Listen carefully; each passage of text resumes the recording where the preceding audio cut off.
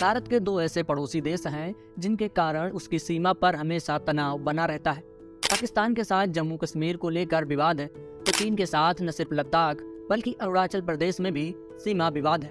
चीन भारत के हजारों किलोमीटर हिस्से पर अपना दावा करता है। पूर्वी लद्दाख में तो चीन के साथ मई 2020 से ही तनाव बना हुआ है, लेकिन अब अरुणाचल से सटी सीमा पर भी ड्रैगन अपनी ओर पक्का निर्माण कर रहा है। अरुणाचल प्रदेश में चीन की सेना बुनियादी ढांचे को विकसित कर रही है। वहाँ उसने सड़क, रेल और एयर कनेक्टिविटी बढ़ा ली है। साथ ही 5G मोबाइल नेटवर्क भी शुरू कर दिया है। अरुणाचल के 90,000 वर्ग किलोमीटर पर चीन अपना दावा करता है। न्यूज एजेंसी के मुताबिक भारतीय सेना के पूर्वी कमांड के प्रमुख लेफ्टिनेंट जनरल RP कलीता ने बताया कि चीन अरुणाचल से सटी सीमा पर अपनी ओर तेजी से इंफ्रास्ट्रक्चर बढ़ा रहा है।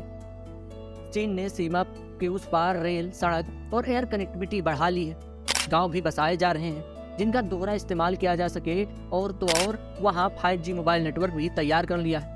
अरुणाचल प्रदेश को लेकर चीन के साथ लंबे समय से विवाद है। भारतीय विदेश मंत्रालय के मुताबिक अरुणाचल प्रदेश की करीब 90,000 वर्ग किलोमीटर जमीन पर चीन अपना दावा करता है, जबकि भारत की ओर से साफ किया जा चुका है कि अरुणाचल प्रदेश भारत का अटूट हिस्सा है और रहेगा। इसके बावजूद चीन अपनी हरकतों से बाज नहीं आता। चीन के साथ सीमा विवाद को समझने से पहले थोड़ा भूगोल समझना जरूरी है। चीन के साथ भारत की 3,488 किलोमीटर लंबी सीमा लगती है। ये सीमा 3 सेक्टर्स ईस्टर्न, मिडिल और वेस्टर्न में बटी हुई है। ईस्टर्न सेक्टर में सिक्किम और अरुणाचल प्रदेश की सीमा चीन से लगती है, जो 1346 किलोमीटर लंबी है। मिडिल सेक्टर में हिमाचल और उत्तराखंड की सीमा है, जिसकी लंबाई 545 किलोमीटर है। वहीं वेस्टर्न सेक्टर में लद्दाख आता है, जिसके साथ चीन की 1597 किलोमीटर लंबी सीमा लगती है। चीन अरुणाचल प्रदेश के 90,000 वर्ग किलोमीटर के हिस्से पर अपना दावा करता है, जबकि लद्दाख का करीब 38,000 किलो वर्ग मीटर का हिस्सा चीन के कब्जे में है।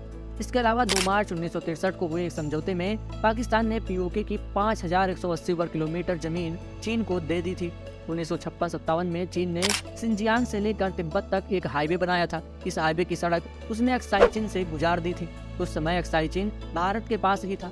सड़क गुजारने पर तब के प्रधानमंत्री जवाहरलाल नेहरू ने चीनी राष्ट्रपति झोउ इनलाई को पत्र लिखा था। झोउ ने जवाब देते हुए सीमा विवाद का मुद्दा उठाया और दावा किया कि उसके 13,000 वर्ग किलोमीटर इलाके पर भारत का कब्जा है। झोउ ने यह भी कहा कि उनका देश 1914 में तय हुई मैकमोहन लाइन को नहीं मानता। 1914 में शिमला में एक सम्मेलन हुआ था। इसमें 3 पार्टियां थीं, ब्रिटेन, चीन और तिब्बत। इस सम्मेलन में सीमा से जुड़े कुछ अहम फैसले हुए। उस समय ब्रिटिश इंडिया के विदेश सचिव हेनरी मैकमोहन थे। उन्होंने ब्रिटिश इंडिया और तिब्बत के बीच 890 किलोमीटर लंबी सीमा खींची। इसे ही मैकमोहन लाइन कहा गया। इस लाइन में अरुणाचल प्रदेश को भारत का हिस्सा बताया गया था। मैकमोहन रेखा पूर्वी हिमालयी क्षेत्र और भारतीय क्षेत्रों के चीन के व्यवसाय वाले क्षेत्रों के बीच की सीमा को मार्क करती है। ये क्षेत्र ऊंचाई का पहाड़ी स्थान है। ये लाइन ब्रिटिश भारत सरकार में विदेश सचिव सर हेनरी मैकमोहन द्वारा निर्धारित की गई थी और इसे किसी के नाम पर मैकमोहन लाइन कहा जाता है। इस लाइन की चौड़ाई 890 किलोमीटर है। आजादी के बाद भारत ने मैकमोहन लाइन को माना, लेकिन चीन ने इसे मानने से इनकार कर दिया। चीन ने दावा किया कि अरुणाचल दक्षिणी तिब्बत का हिस्सा है और चूंकि तिब्बत पर उसका कब्जा है, इसलिए अरुणाचल प्रदेश भी उसका हुआ। मैकमोहन रेखा भारत और चीन के बीच एक स्पष्ट सीमा रेखा को परिभाषित करती है। ये लाइन ब्रिटिश भारत सरकार में विदेश सचिव सर हेनरी मैकमोहन द्वारा निर्धारित की गई थी। इस लाइन की चौड़ाई 890 किलोमीटर है, लेकिन इस लाइन को नहीं चुना जाता है। ये भारत और चीन के बीच की कलह की वजह भी है। मैकमोहन रेखा 1914 की संवाद संधि का परिणाम था, जो भारत और तिब्बत के बीच हुई थी, लेकिन इस समझौते पर चीन इस रेखा को नहीं मानता है। 1914 में स्पष्ट सीमांकन के लिए भारत और तिब्बत के प्रतिनिधियों के बीच संचार संधि पर हस्ताक्षर हुए थे। चीन इस समझौते संधि में मौजूद नहीं था, क्योंकि इस समय तक तिब्बत एक स्वतंत्र क्षेत्र था, इसलिए उस समय चीनी प्रतिनिधि की कोई आवश्यकता नहीं थी। इस संधि का इस प्रकार की संधि के अनुसार मैकमोहन रेखा भारत और चीन के बीच स्पष्ट सीमा रेखा है। ब्रिटिश शासकों ने भारत की ओर से अरुणाचल प्रदेश के तवांग और तिब्बत के दक्षिणी हिस्से को भारत का हिस्सा मानते हैं और जिसे तिब्बती लोग भी मानते हैं। इसके कारण अरुणाचल प्रदेश का तवांग क्षेत्र भारत का हिस्सा बन गया।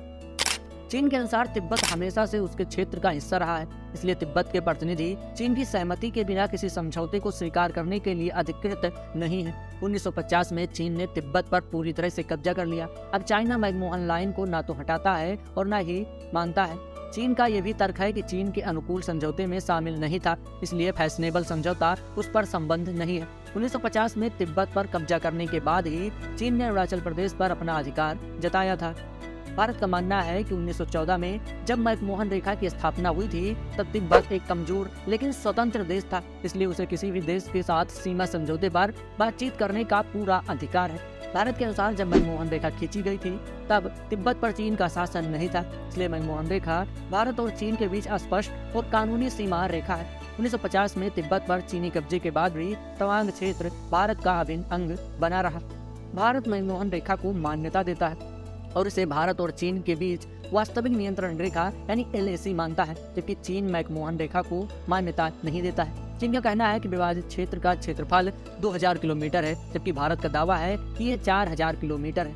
भारत और चीन के बाद ये भूमि विवाद तवांग अरुणाचल प्रदेश में है, जो चीन तिब्बत का दक्षिणी हिस्सा है, जबकि अनुकूल एक्वाडोर के अनुसार ये एक भारतीय राज्य अरुणाचल प्रदेश का हिस्सा है। इस प्रकार यह स्पष्ट है कि चीन लगभग हर उस संधि को अस्वीकार करता है जिसे उसने साम्यवादी क्रांति से सबसे पहले चुना था। पंचशील समझौते के बारे में भी यही सच है।